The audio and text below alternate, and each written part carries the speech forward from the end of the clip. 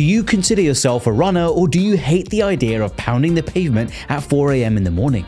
There are lots of conceptions about what a runner is, the kind of person who's drawn to it, and the dedication required to make it part of your life. But the truth is, we're all runners. Human biology is uniquely adapted to running. Other animals can outsprint us, but we excel at long distances. So if you think you're not a runner, maybe Tommy Lewis can change your mind. I'm Dr. Karan, an NHS surgeon, and in this podcast, we cut through the BS of modern health advice and tackle the biggest issues in science and medicine. Tommy Lewis is a London-based ultra runner and general running enthusiast who's helping people find a passion for the sport.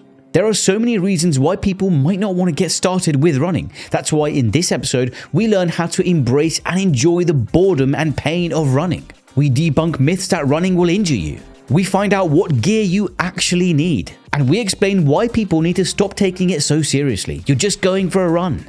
If you're already sold on running, this conversation is just a massive dose of motivation. But if you're not into running just yet, I want to make a bet with you that by the end of this conversation, you'll be ready to strap on those trainers and head out the door. Enjoy. I'm really glad you could join me today because I've been loving your podcast when I'm running. And I say when I'm running because I am not a runner. You know, similar to many other people probably listening to this, I like to exercise, but my exercise mainly revolves around, long walks with my dog, going to the gym 2 to 3 times a week and lifting weights. I don't really like running on a treadmill, and I've not run outdoors for many, many years. And I almost think of running as quite boring, even though it's probably quite offensive to you, but it's because I'm just not used to it. And I actually have to start running for something that I'm planning in a few months. And I don't know, sometimes you don't know where to start. So how do you start with all of this? I guess I would probably start by admitting that it can be really quite boring. The reality is it is quite boring sometimes.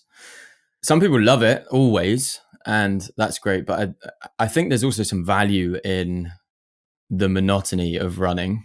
I think we're obviously very entertained at all times, every minute of the day. I even found myself the other day I was spinning a vinyl, so I was listening to music, and then I had something on my laptop screen, and I was procrastinating and scrolling through social media, which had sound on it. And I just thought, what am I doing? I've got all of this stimulation. So there's an insane amount of stimulation that we're used to. And when you go running, it's quite the opposite. It's pretty monotonous, sort of 1 foot forward, left foot, right foot, left foot, right foot. So I think admitting to yourself that, it can be quite boring, but embracing that as something that has some value is probably a good start. But then very practically, I think the way to start is to see how you can incorporate it in your life as it currently is. I always talk about starting by focusing on the frequency, focusing on the habit first, getting out the door, whether it's a walk, run, or just a really light run, really easy, really short distances, and just slotting a run into your day. And then once you've built that habit, then you can really start thinking about kind of training methodologies and increasing the total volume and all that good stuff. But I think it doesn't bode well for you if you're just signing up to something to become a runner. You have to find the joy in it, find the routine in it first, I think. Yeah.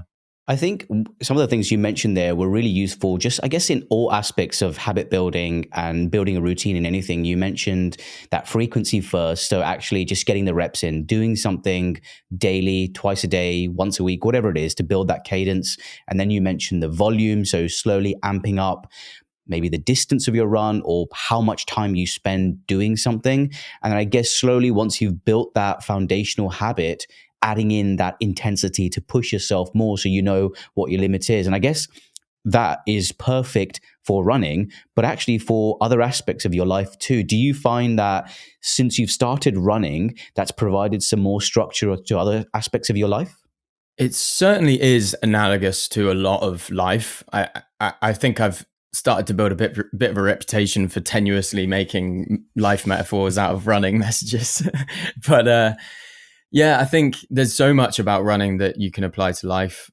Just the sheer kind of discipline and routine of things and doing something even if you don't necessarily feel like doing it. The kind of self-care side of things, really listening to the body, understanding your tells, your prompts in terms of, if you're starting to feel a little bit awful if you're starting to feel worse on your runs, then thinking about why that might be. Is it a lack of sleep? Is it bad diet? Is it, X, Y, and Z? Am I getting a cold? Or is it just a change in temperature that's affecting me? So I think you do become a little bit more in tune with yourself and your body.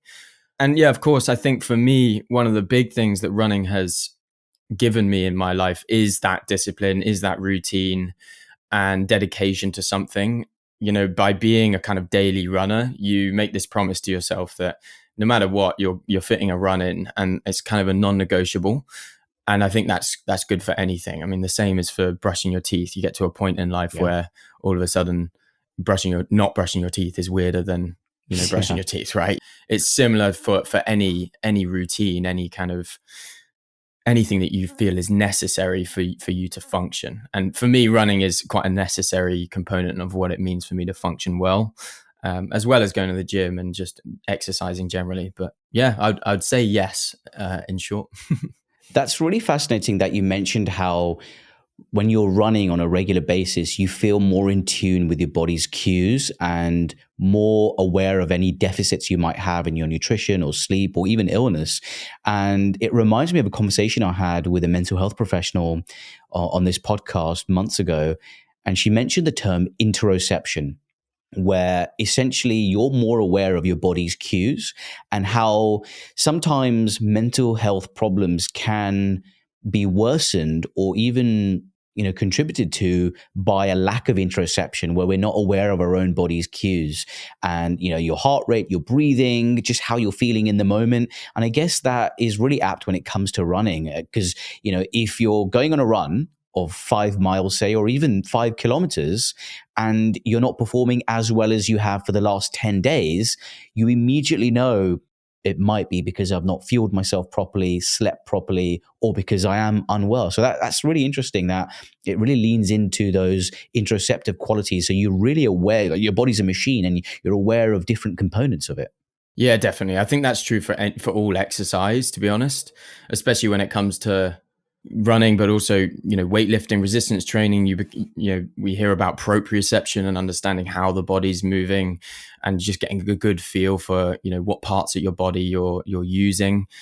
And yeah, I mean, it's a huge thing in running. There's this balance to strike, because we live in an age where we're very data driven. We want to get our splits, we want to get our volume. We want to be making sure that we are showing up no matter what, all that kind of stuff. There's plenty of pseudo motivational gurus online that talk about kind of just showing up, and I feel like there's no consideration of how someone feels, and that's a huge part of it. If you lose sight of actually listening to your body and checking in with yourself and knowing how you're reacting to certain training, then you're not actually going to be as productive as an athlete. You're going to be less productive because you're just constantly pushing through when your body's trying to tell you actually, it'd be better for you to rest. It's more productive for you to take a day off at this point and give your body that time to heal, that time to rebuild.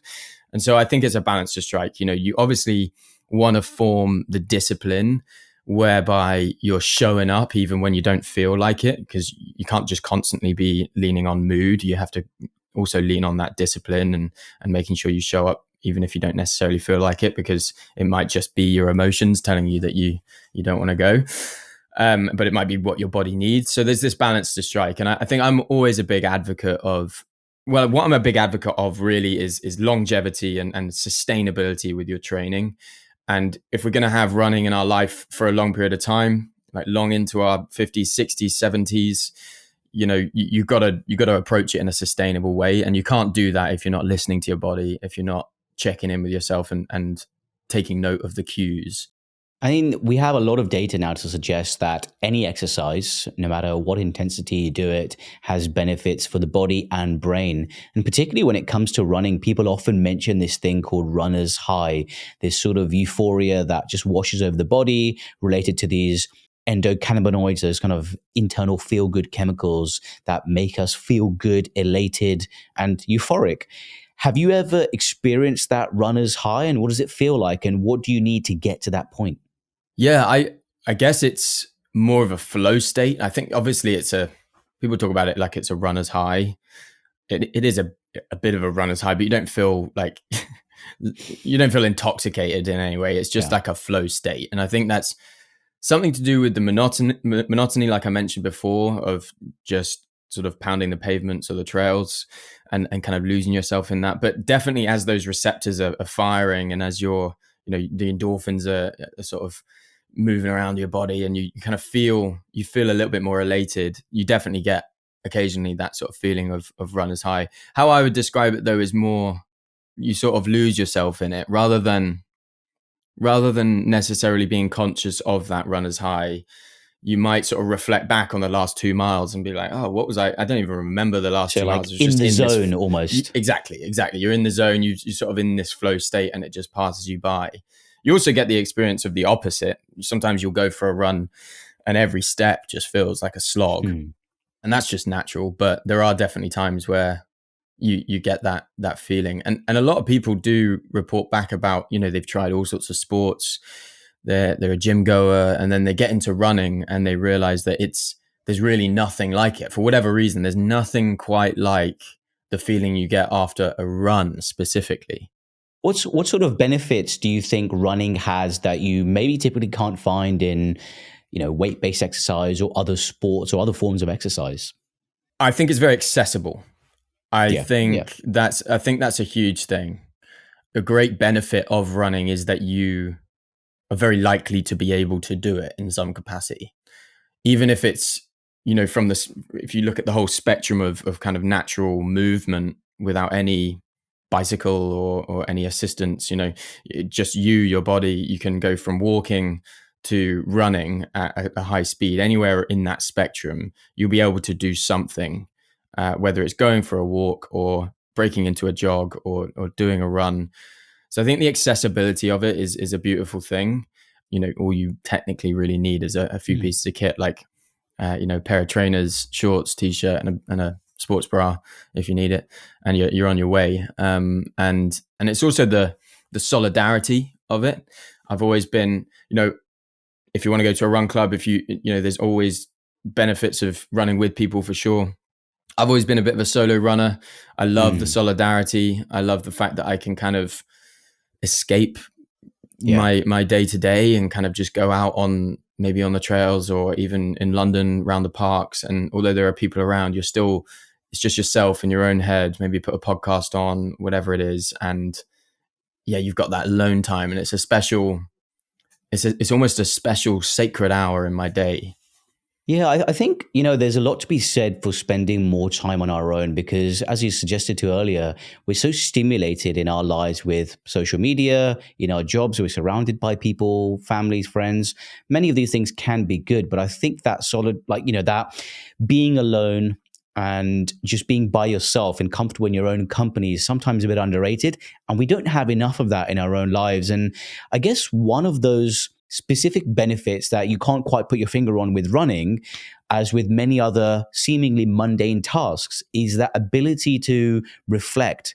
And I don't know about you, but whenever you're on a long drive, or if I'm in the shower, or just washing the dishes, or cleaning around the house, that's a really mundane task. And it's those mundane moments when I have a spark of creativity, I think of new ideas, and I see running as maybe akin to that because you don't have other stimulation, maybe a podcast or an audiobook or whatever, but actually you're with your own thoughts and you're running without other things. So maybe it's a moment to allow creativity. And specifically from a neuroscience point of view, people often talk about this thing called the default mode network. And that's the part of the brain which gets stimulated when you're doing nothing, which is why people suggest do nothing. And that doing nothing could be running. Yeah, and I think there's something to be said for being in a relaxed state. Have you ever had, this always happens to me, but have you ever had like a stressful day or you're thinking about a lot of different things and then you go to bed and then all of a sudden you feel the need to get your notepad out because you've got all these ideas and or suddenly things click for you and you're like, oh yeah, okay, I get it. And I think it's because you suddenly get into this relaxed state. You're not, your mind's busy because it's got all of the things going on, but you haven't got to do anything. You don't have to do anything. no one's demanding anything of you. So you're actually, you know that you have this time before you're going to bed where you're just relaxing, and then all of a sudden the ideas come. A similar thing happens with running. A lot of people report about having their best ideas when they're out for a run. I Yeah. think part of that is because you're doing a lot of things. Maybe you're running, let's say you go for a sort of lunchtime run. It's been a busy morning. You've got all of these panic stations, everything's coming at you. And then you go for a run and you've kind of agreed with yourself and others that for the next 45 minutes or whatever it is, you are not contactable. You have put your phone in your waist belt and you're just running. And then I get real energy from that. You come back from a run and you're like, okay, I feel clearer about these things because I've gone and done very little. I've done a very simple activity where I didn't have to think too much about what I was doing. I find that often when it comes to any form of exercise, and even I'm finding myself that with running as I'm training a little bit, is this all or nothing approach where you feel that if you can't run a certain distance or you can't run X number of times per week, it's not worth it. And you're either fully intense and fully running or you're not doing anything. And I came across this really interesting study. It was actually published in the British Journal of Sports Medicine, and they looked at over 230,000 people across 14 studies. And they tracked their health from anywhere from 5.5 years to 30 years.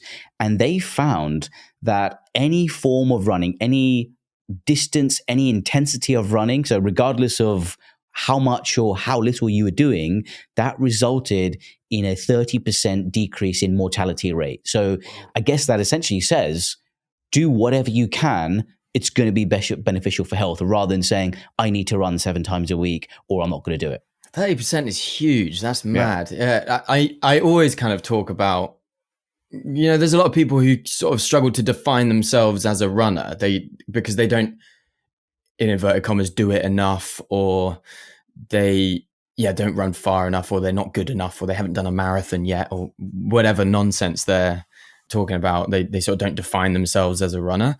And I really try and encourage them to, if you go on a run, if you've ever been on a run, that means when you're out doing that, you are a runner. You don't have to kind of find an identity in it.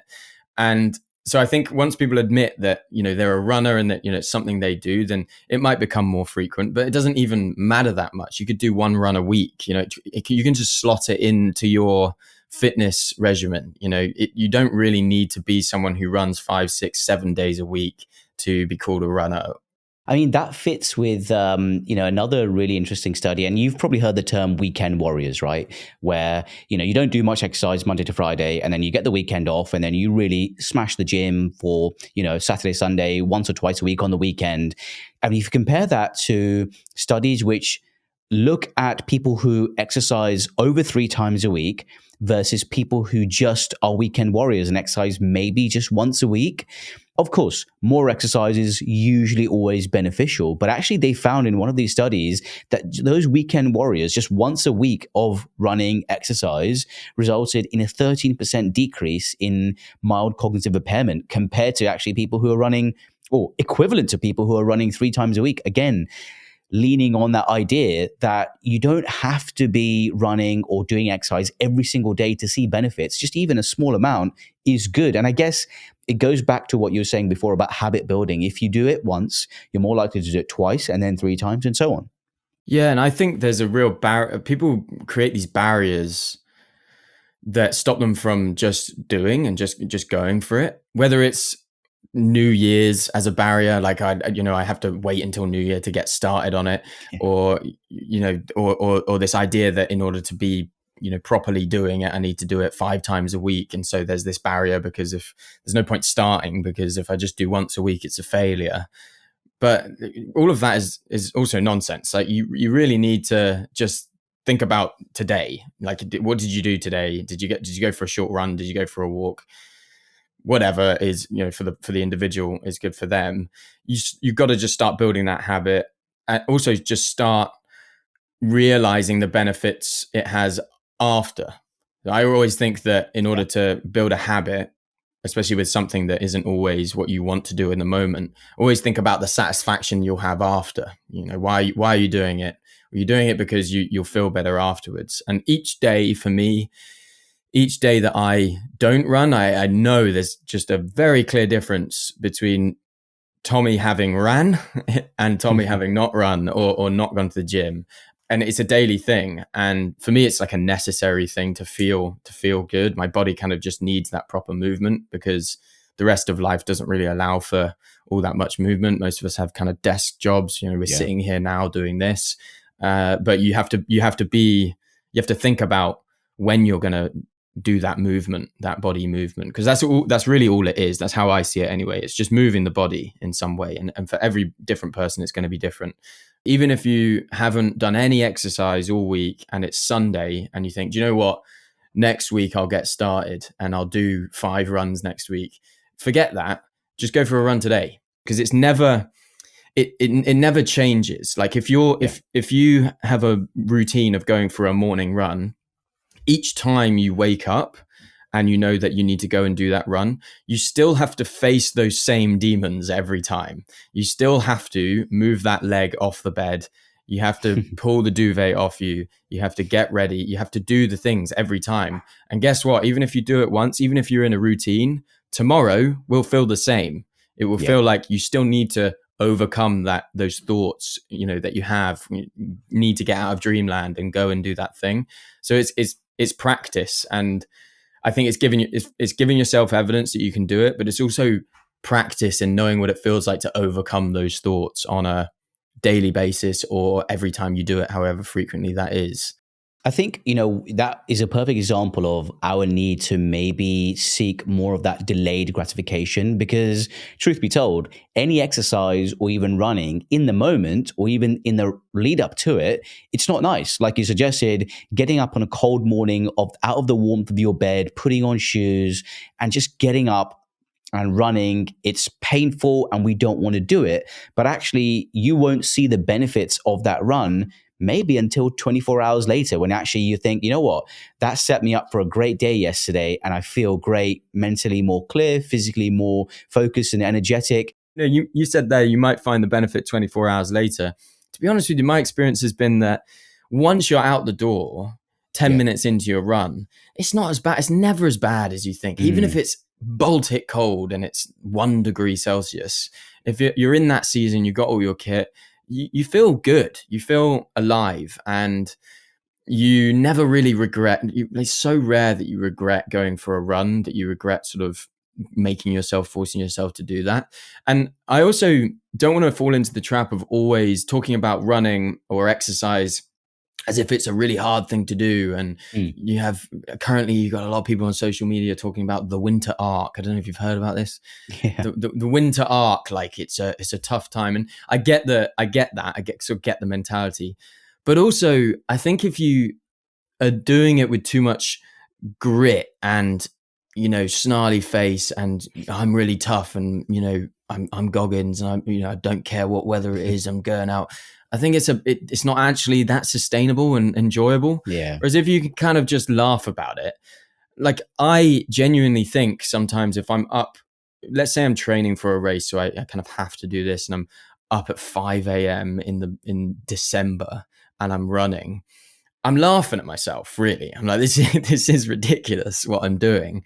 And I try not to see it as too much of a serious thing. It's like, it's not that deep. You're just going for a run. I see the opposite have more negative impact on people. Like if people are really serious about their body image and how they look and going to the gym and being really clinical about all of their training, then it's not a sustainable way to be.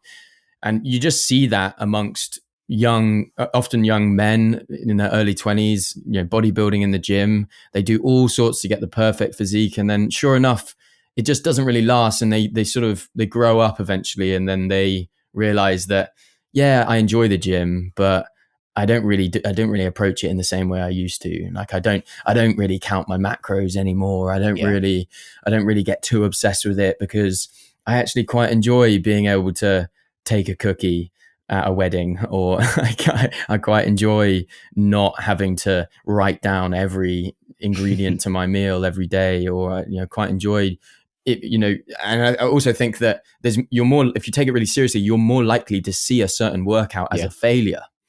Yes. Like if you go on if you know exactly what you're doing because you're really clinical about everything, you're really serious about everything, you know exactly what you're doing when you go to the gym, and then some of the rep you just miss a couple of reps, or you didn't quite get the eccentric movement right, or all of this crazy particular stuff, then you start seeing what you're doing as a failure, which is nuts because you've gone to the gym, you're working on yourself, and you're doing what a lot of people have said no to doing today. And I think it's so much more important to just be proud of the fact that you have chosen to work on yourself today. I think, when we talk about those entry barriers to health, a lot of the things I've come across, many patients of mine over the years have said, I don't want to run because it's going to worsen my knee pain. It's going to cause arthritis. And actually, that myth, it's a myth because it's been debunked so many times in studies that actually, if you look at recreational runners, they have a threefold reduction in hip or knee osteoarthritis compared to non-runners or sedentary people. And even, competitive runners have over fourfold reduction in hip or knee osteoarthritis compared to sedentary people because it strengthens the muscles around the knee joint and actually keeps your cartilage healthy and maintains the cartilage. And the only caveat I would say to that is if you have a pre-existing knee condition or hip condition like arthritis, running isn't going to worsen it. It might exacerbate symptoms sometimes because, you've lost a little bit of that cartilage, so you don't have that shock absorption. But actually running, even if you've got arthritis, can actually help to maintain the health of the cartilage. And if you can actually bear with those symptoms, it's great for bone density, maintaining cartilage health, and actually prolonging your quality of life. So really, that's quite a dangerous piece of myth or misinformation when it comes to people with injuries or arthritis or chronic conditions that, oh no, you can't run because it's going to do this. Yeah. I have strong opinions about this, obviously. I tend to think that, I'm not completely blind to the fact that there are people who run who get knee injuries. There's such a thing called runner's knee, which is like an umbrella term for all of the different knee injuries you can get. Or there's, hip injuries, shin splints, IT band syndrome, all of this stuff that's all associated with runners and running. And for me, it's all kind of anecdotal. And yes, of course, there's some value in anecdotal evidence. If you had a mate who started running and then they just jacked up their knees and now they can't run at all, then you're going to be like, well, running's bad for your knees. The reality, in my opinion, is that people are not necessarily training. And this is, I'm agreeing with the data you just presented. So there's evidence to say the opposite of what people might believe. But I also believe that people just aren't training in the right way. And if I were to take, resistance training as an example, there's a huge amount of evidence that resistance training has loads of benefits for you, for longevity, for bone density, everything we've just listed, in the same way that running has. But there is a way to resistance train in the wrong way. There's a way to do resistance training dangerously. And that's why you have personal trainers. That's why you have so much information about the right way to lift, the right way to train, because there's a huge number of people who get terrible injuries from the gym. But no one's saying that the gym is bad for you for whatever reason. But running has this reputation because people have kind of either run. My dad, for example, military, he was endlessly running with boots on and a massive bag on his back, and that's gonna wreak havoc on your body. It's a lot of high impact stuff. But if you are to approach it in the right way, and if we talk like earlier about the frequency, volume, then intensity, if you're approaching it in the right way, where you're just going on easy, short, frequent runs, then slowly building your distance, then implementing some occasional intensity into your training, then it doesn't have to be, and having strength training as well, it doesn't have to be bad for your knees. It doesn't have to be this thing that you're scared of.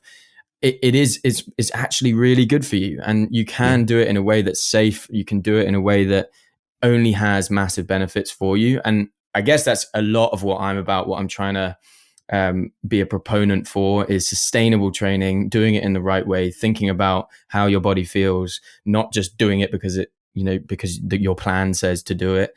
Like I endlessly see a lot of people, they don't start prepping early enough for a marathon, for example.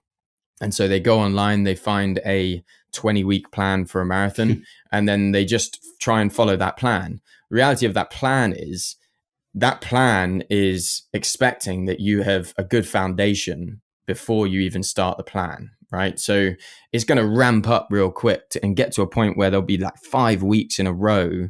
So maybe 7 weeks or 8 weeks out from your marathon, you'll have 5 weeks in a row, which is race prep specific. And there's high volume and there's a lot of intensity. And there's stuff that a lot of people who sign up for a marathon are just simply not ready for, because they haven't built that foundation, and they haven't built a foundation of a lot of easy training and got the body ready for it.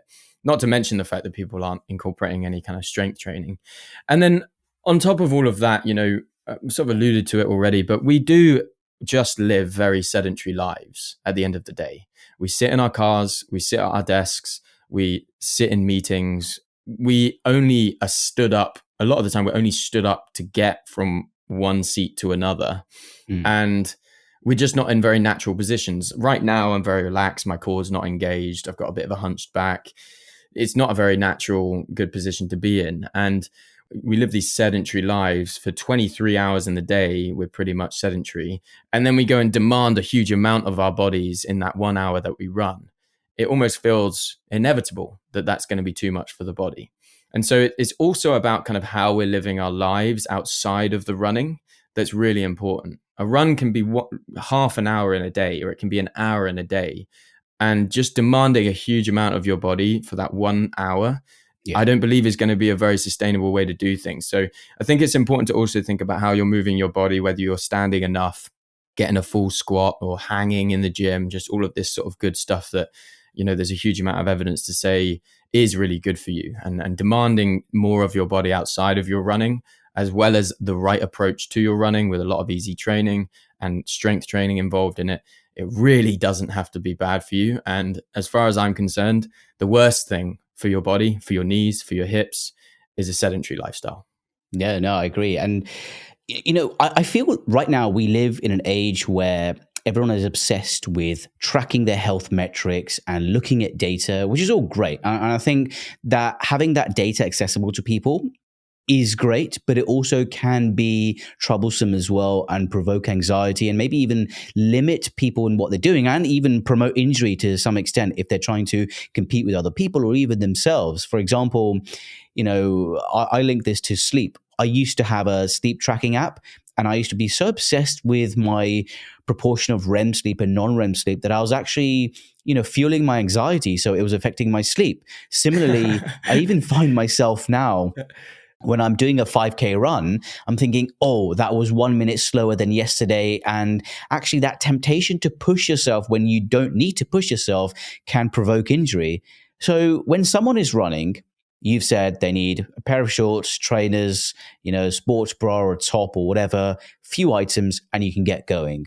You can accessorize with headphones to listen to a podcast, audiobook, music. What sort of things do you think in terms of accessories and gadgets and gear is useful for someone who's considering taking running a bit more seriously than just a beginner? And what do you think is probably just a bit too much? Yeah, good question. There's a huge, like any hobby, you can get into stitching and there's going to be a huge amount of stuff you can buy for it. Like any hobby, there's loads you can buy for it. Running is, in theory, it can be a very cheap sport, but when you really get into it, then you are, running the risk of spending a lot of money if you want to. Like, if you have money and you want to spend it on something, then running can be that if you want. So I definitely don't want to be someone who is a proponent of spending loads of money on something that is just quite simple and should be quite simple, and you should keep it simple. I think the start line of a lot of marathons are filled with people wearing almost like fashion items now. There are certain running clothing brands that they're like fashion clothing brands now. Yeah. So because it's so in vogue, I'm not going to name any of the brands, but some of it is really nice stuff, but it's the price point is like Louis Vuitton level kind of price point for a running t-shirt. And that stuff is it's unnecessary. That's not necessary Yeah. stuff to be buying. There are plenty of places that you can go where you can get your essentials, get good quality but cheap shorts, t-shirt, all that stuff. But in terms of wearables, well, I'll start with shoes. So shoes are probably the most important thing to actually invest in.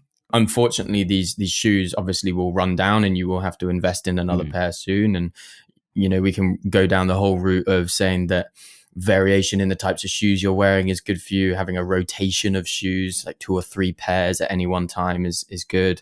But You'd recommend that? I would recommend that if you have the ability to do so. Obviously, that ends up being less accessible because people can't spend £100 on a pair of shoes and then another £100 and then another £100. But you can collect some shoes and have different types.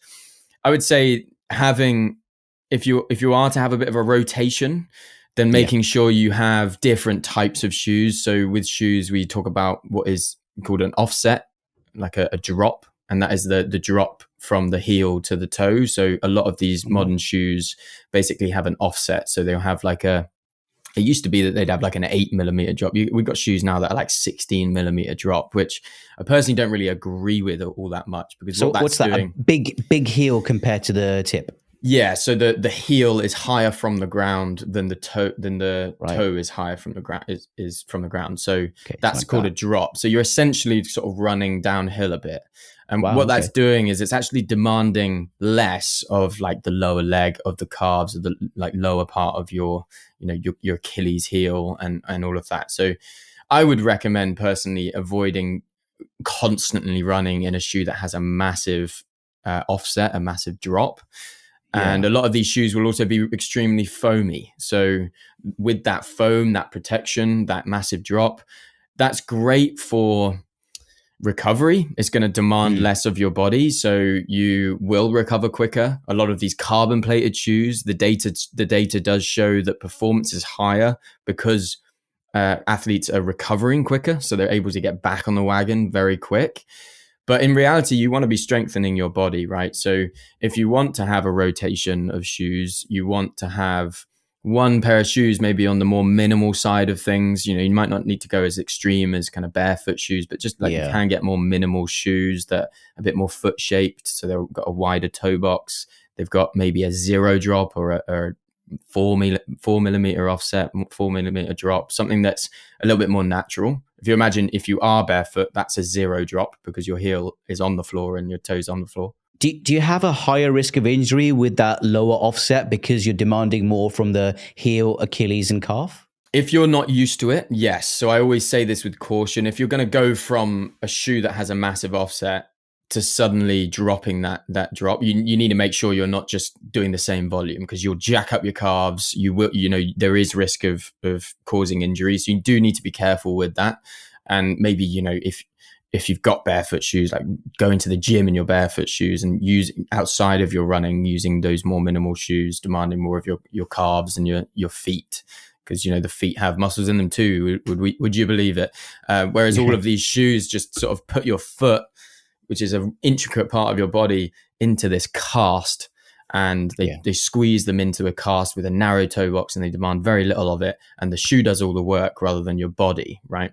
So I'm going off on a bit of a tangent, but if you have the option to, it is good to have a variety in your footwear, so that you can kind of make sure that you aren't just sort of losing that. I think with these big foamy shoes, you also lose quite a lot of proprioception. So a lot of people will kind of rely on the shoes to take the impact, but in reality, your body is taking the impact on each step.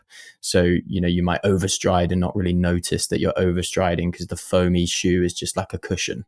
Just very quickly on the topic of footwear, before you move on to the other aspects, I feel that a lot of people are obsessed with these, legacy brands like Adidas, Nike, etc. when it comes to running. Sometimes because they don't know anything else, and sometimes because I guess that's the best advertised and that's the most easily available, and they're used to it. And there's a sense of comfort with that. And I sort of fell into this trap as well. And when I first started running, I was running with Nike shoes, and I got horrible plantar fasciitis and just pain on those Nike shoes. And over the last few months, I've switched to on cloud trainers, I initially use that just to kind of walk around when I'm walking around London or walking around anywhere. I found those really comfortable to walk in. And I didn't have any specific running shoes per se, but then I started using these same walking shoes of mine for running on a treadmill, and I found them really comfortable. And I actually haven't experienced that plantar fasciitis or anything else like that. Now, we know On Cloud has become more popular, and it's not like especially a smaller, discrete brand anymore. But do you think there's any specific brands that are more geared towards running that you'd recommend for people just starting? Well, I just think it's important to recognize that these brands that we've grown up with, they need to sell shoes. So they do that by making the best looking shoes and the fastest shoes. But I have spoken directly to people who create these shoes in the top brands, and they admit that they don't really care for the physical health of the individual. It's all about selling the shoe. Wow. And so the reality is, Nike or whatever other brand that you're used to, they have these really narrow toe boxes, really big offsets, carbon plated shoes. They make you go fast, they look great, but the reality is that really as good? Is that as good for your physical health as could be available for you? There are plenty of other shoes that are going to be better for your physical health, for your, you said there you got plantar fasciitis. I mean, for runner's knee, whatever else it is. And the reality is it's an individual thing. So every foot is different. Every shoe is going to be good for some people and not good for others. So don't just follow the trends. You have to go and actually try these shoes on. You can get gait analysis in all of these shops. That is a good sort of method to go with. But I think one key tip, I guess, would be that if a shoe doesn't necessarily feel right when you put it on, it won't be right. It's not going to suddenly become right. So if a shoe feels great when you put it on, it feels comfortable, it hugs your foot, it feels like your foot's sort of allowed to be a foot and not just like a dead foot in a cast, then those can be good shoes for you. And it is a bit trial and error. It took me years before I started really understanding what types of shoes I liked, but it is an individual thing. So I couldn't just say you should use this brand. Personally, I use Ultra shoes, ALTRA. They are a bit unique in how those shoes are sort of built because they're foot shaped, wider toe box, zero drop. I love them. They're not necessarily going to give you a fast marathon time. If I wanted a fast marathon time, maybe I would put on a pair of carbon plated Nikes, but there are plenty of other shoes that you can train in. I also use Innovate, which is usually a trail shoe, but they have road flies out, more minimal, wider toe box, smaller offset. These shoes feel amazing on my feet, and I think you got to find the right shoes for you. But yeah, shoes is a difficult one, but don't just go to the main brands because they look the best and they have a so-called good reputation. They are masters of marketing, they are masters of selling shoes, and they don't care about your physical health. They care about good times and looking good, and that's what sells. So be cautious of the realities of the footwear industry for sure. And what about like now sort of moving on to wearables like Garmin's and tracking watches and stuff? Yeah, so obviously there's loads of different wearables out there. I think it is good to get a running watch. You don't need it. You can still go by feel. We talk about really understanding your body and going by feel and training by feel. There's massive value in that. Always using the rate of perceived exertion in tandem with this data is a good method. And you don't never lose the ability to tune into how you feel. But these watches and wearables can be really helpful. And one thing in particular I think is good to make sure you have some sort of measurement of is your heart rate. That is best measured with a chest heart rate monitor. That's the most accurate. But that's just because of the technology. I can't remember exactly what the technology is called on the chest one, but it's slightly different from the sort of heart rate monitor on the back of your watch or on a arm strap. These are optical heart rate monitors, and it's sort of light technology that basically reads your heart rate, and it's slightly less accurate, but it gives a good indication. And so if you wanted to get a watch, I would say get a running watch if you'd like. Garmin, Coros, there are other brands out there that they're all pretty good. A lot of them have a heart rate monitor on the back. Most of them will link to your chest heart rate monitor if you want that. And pretty much if you have that, nothing else is I'm not saying that a watch is necessary, but nothing else is really necessary to be spending your money on. Reason why a heart rate monitor is good is because you can kind of utilize training zones and just know whether you're training in the right effort zone based on your heart rate. And, we could talk about that a lot, but, ultimately that is a great way to train, is to sort of, you probably heard a lot about zone 2 training, or zone 1, all that sort of stuff. This is old stuff. It might be in vogue at the moment, but cyclists have been using training zones for years and years. Runners at the top level have been using training zones, aerobic base zones, all that kind of stuff for ages. I mean, that zone thing that you just mentioned there, and you mentioned zone 2, like you said, that's been studied as that physiologically sweet spot for running. And even, as you mentioned, those elite runners spend a lot of their time training in that zone 2, which is, I guess you'd count it as a 4 out of 10 exertion on a scale of 1 to 10, where you can run and maybe still hold a conversation. Yeah. It's probably better for cardiovascular adaptation and builds that fitness base and aerobic base, right? Yeah, it is. It basically builds a bigger engine. If you talk about a comparison between like a 2-stroke engine that might be able to go really fast for a short period of time, and then you talk about like a V8 multi-cylinder big engine, these things can last for a long period of time. They have a lot of power, and you're adding cylinders to your engine by training in those lower zones. Basically, where you're teaching your cardiovascular system to be more economical, more efficient in how it utilizes oxygen, basically. And you're increasing capillary density, and you're just making your body function in a more efficient way. And what that means is that you can last for longer.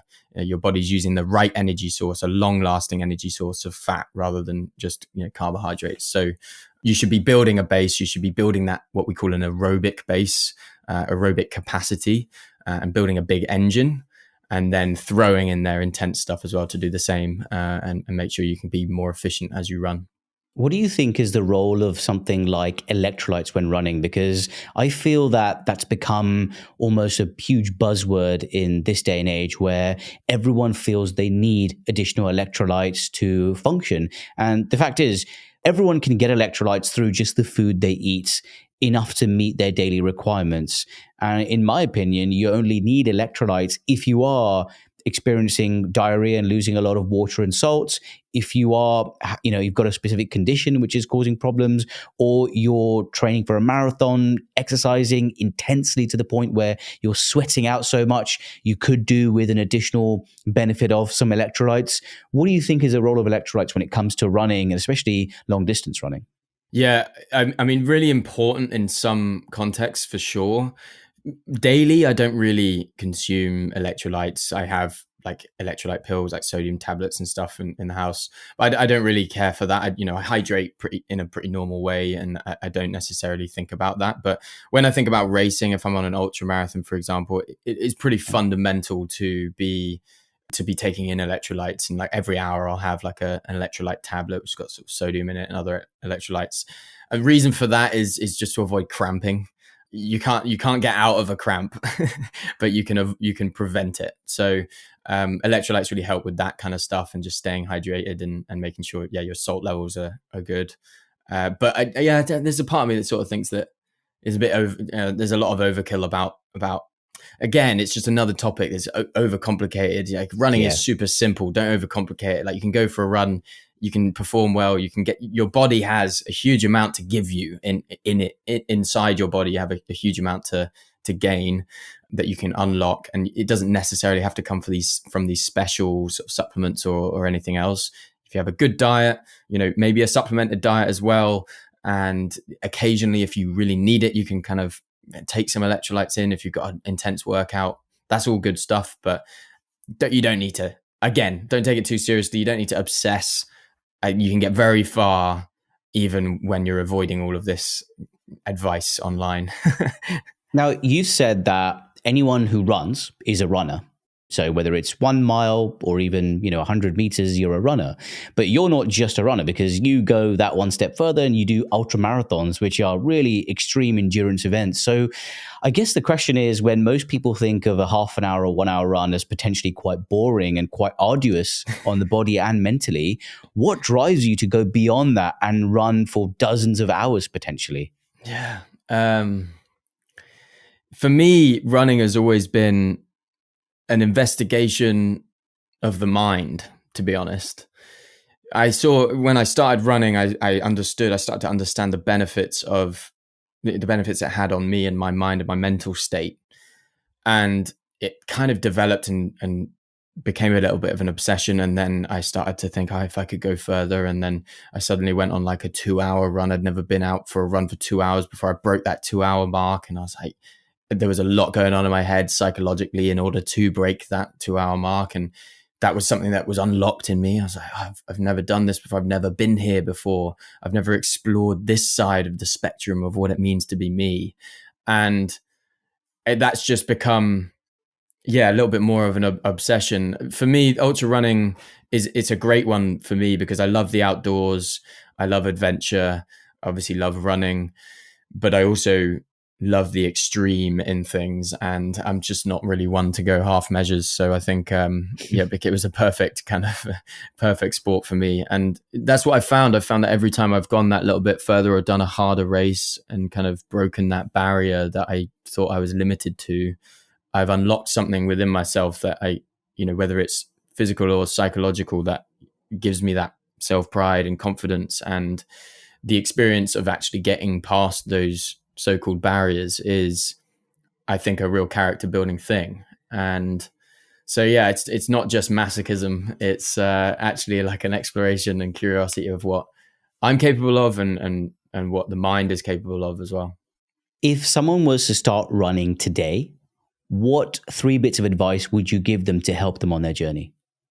3 pieces of advice would be to start today, to not take it too seriously, and to just focus on forming a habit and enjoying the process.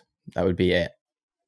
Don't think about where you're going, where you want to get to be. Don't think about what it means to be a runner and defining and creating an identity around it. Just start today, don't take it seriously, and make sure you enjoy it. I think watching your content and listening to your podcast, what I found really refreshing is that you're not emblematic of this super optimized, data-driven culture where everything needs to be all in.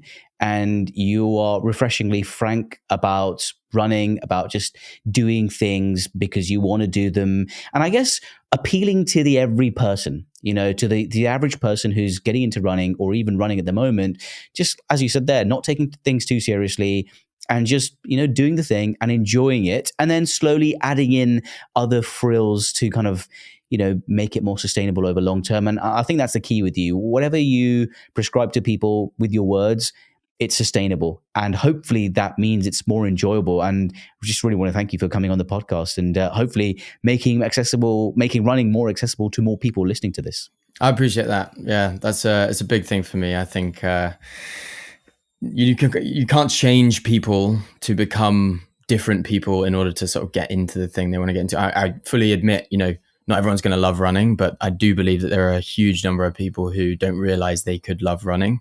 And you don't have to change yourself. I think quite often in the fitness industry, amongst sort of personal trainers, whatever it is, there's this narrative that you're not good enough now, but if you were to do these things, then you'd get in shape, you'd be fit and healthy, and then you'd be good enough. So you kind of have to change who you are in order to be good enough. And I think that's just a load of BS. I think that you, as you are now, are capable of being a runner, of doing these things, and then getting to the physical places, the health places you want to be. But it's still you.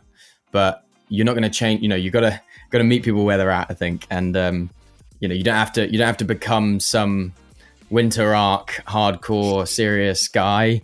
You can just kind of take it as you want to take it and enjoy the process and sort of approach it however you want. You don't even have to do a half marathon or a marathon. You can just do different interesting events, find things you're interested in, because you won't do it for a long period of time if you don't like it. Well, hopefully once I build up my running capacity a bit more in the new year, I can join you for a run. Yeah, man. Let's do it. Let's do it. Thanks again to Tommy Lewis. Are you ready to head out that door right now? Have you learnt anything new? Let me know in the comments. And make sure you subscribe so you don't miss the weekly Dr. Karan Explores podcast. And I'll see you bipedals next week.